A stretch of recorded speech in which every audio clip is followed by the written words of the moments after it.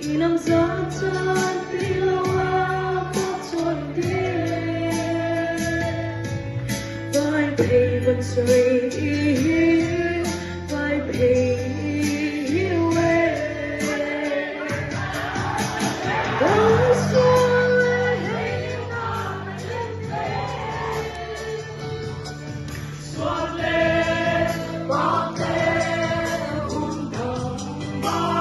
đêm em lo dấu sao son đã có hòa lên vai thầy vẫn sẽ thế đi bằng khen ấy lâu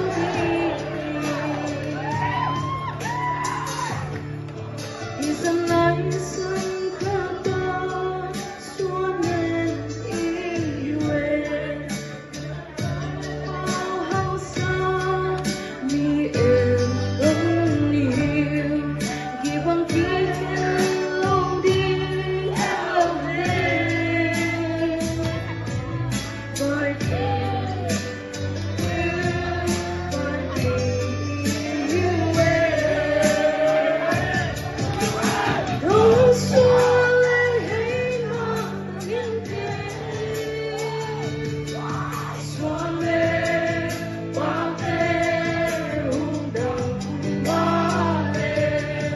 hãy nào dòng sao gió lan tâm hòa lên vai thầy vẫn sẽ đến đi bằng khen ấy lâu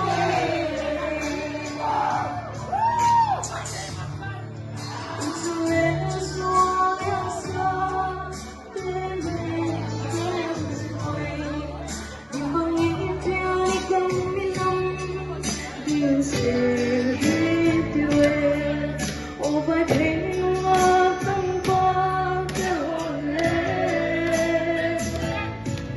vai thầy vẫn rơi xa dàn vì con tim bao xuân lên hãy mang những xuân lên bao đêm hùng đồng ba đêm hãy nào dẫu sao gió ta vẫn hòa lên vai thầy vẫn sẽ đến đi bằng khen ấy lâu đi.